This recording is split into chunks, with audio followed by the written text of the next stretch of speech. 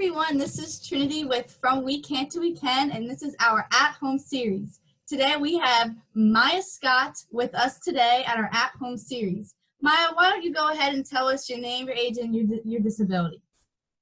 Well, my name is Maia Scott, and I just turned 49 last month. Birthday! But thank you. And I have been partially sighted since birth. The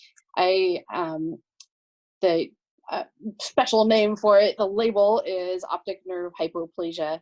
And for me, that basically means I see kind of like an impressionist painting. So the colors are there. I love color and I love movement, but I can't really see detail or depth, and I can't see things far away. So I leave nose prints on a lot of things, including my iPad and anything that will sit still long enough that I want to see. Gotcha. Thank you. How do you use your disability as an ability? Ooh, that's such a fun question. I like to say my sight is impaired, but my vision is quite clear.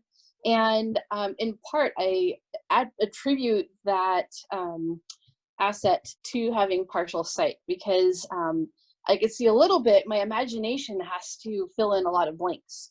So, and it's kind of like one of those puzzles. It's like you see a little piece of something and it's like, what is it actually? So that's kind of my life in a nutshell.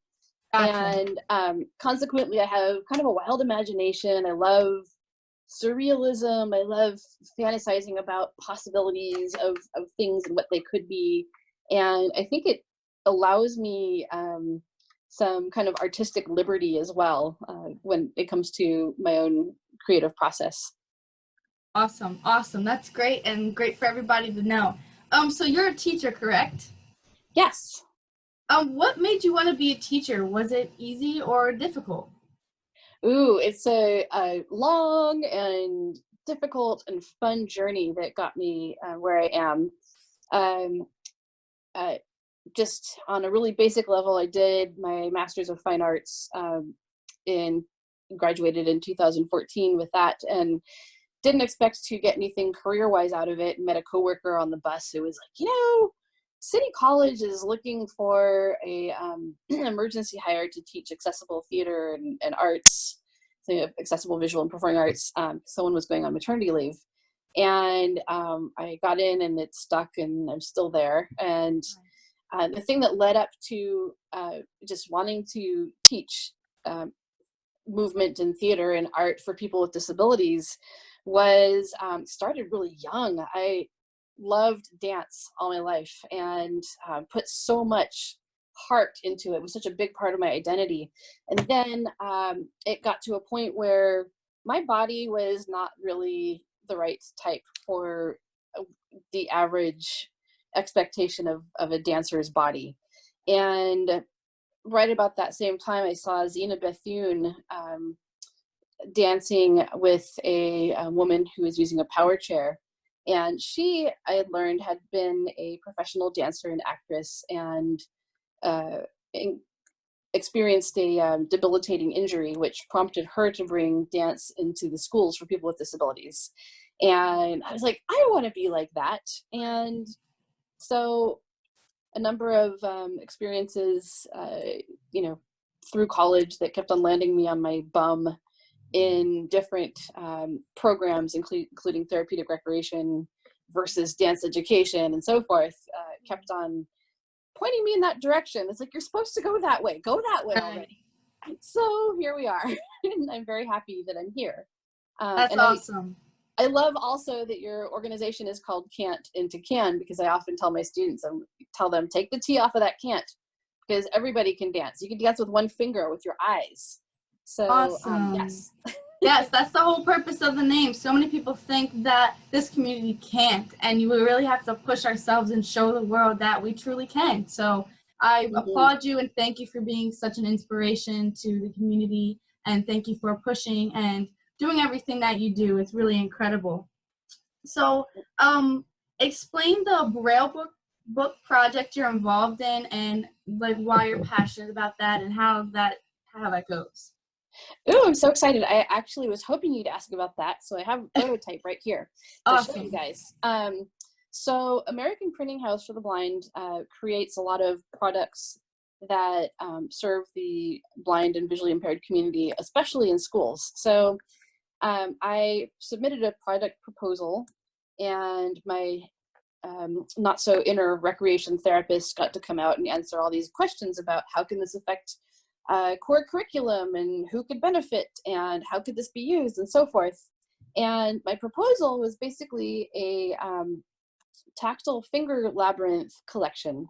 And just to back up for 30 seconds, I am also a labyrinth facilitator and enjoy both creating labyrinths and facilitating workshops and walks for both eyes-free as well as sighted communities and experiences. And a labyrinth is basically, a lot of people see them and think they're mazes, but there's only one way in and you take the same way out. And they're great for kind of a moving meditation. And there's big ones that you can walk. A lot of them are flat and you can get on them in a wheelchair as well. There's some beautiful special ones, especially one out here in Santa Rosa at the Earl Baum Center for the Blind that was specifically developed for people with disabilities and who are walking eyes-free to have a labyrinth experience. So anyway, they accepted my project proposal, and I got to write the guidebook for it and help choose 16 labyrinth patterns that span different time periods from 2000 BCE to the present, different cultures from India to South America to Europe to indigenous America, etc. And it was on the production line and they were troubleshooting, and then everything went and we're on lockdown. So it's almost ready. And this is not a pretty version. This has been really loved, but this is the guidebook that I got to write. Awesome. That will be bound much more pretty. It won't be just stapled in the corner. Right. And then the fun part, these labyrinths are thermoformed. Wow. So they're tactile. You can't really tell, but you can actually put your finger in the groove and walk them. Wow. There's all different patterns. That's and amazing. I even have a pattern in here. I love this one. The Dancing Woman is a Yeah, I present see one that. made by a woman who was seeing her mom through cancer, and did this out of inspiration for her, of rising from the ashes and so forth.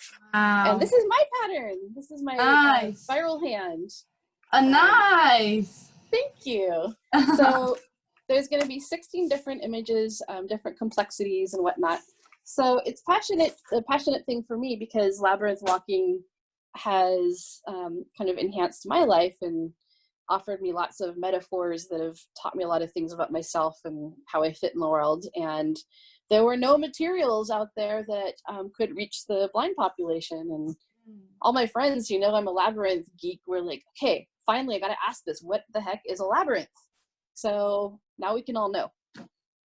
That's awesome. That's really cool. Thank you so much for being a part of that project, and thank you for everything that you're doing. Speaking of things being on hold, what is quarantine like for you? Well, I've been very fortunate to spend a bunch of time up in the mountains with my parents, and even now I'm back at home just to take care of taxes and paperwork and things. I am not alone. I'm with my my best friend and partner, Gleam, who is my guide dog. And Gleam, come here. Come here. Let's see if I can get her little face up here for a moment. So you can, come on, up. We want to see you. There we go. Oh, so cute. This is Gleam. Hi, She's Gleam. a spicy little golden retriever. She's the best thing ever. She's my little Ferrari. Awesome. Well, I'm so glad she gets to help you out and that she's an awesome dog. And yeah. We would just like to thank you and spread our appreciation. I know you left on the site that you wish that you had like an iPad holder to help you be able to do your drawings without having to hold your iPad. And we would like to gift you an iPad holder so that you were able to help and teach your students from, far away and up close.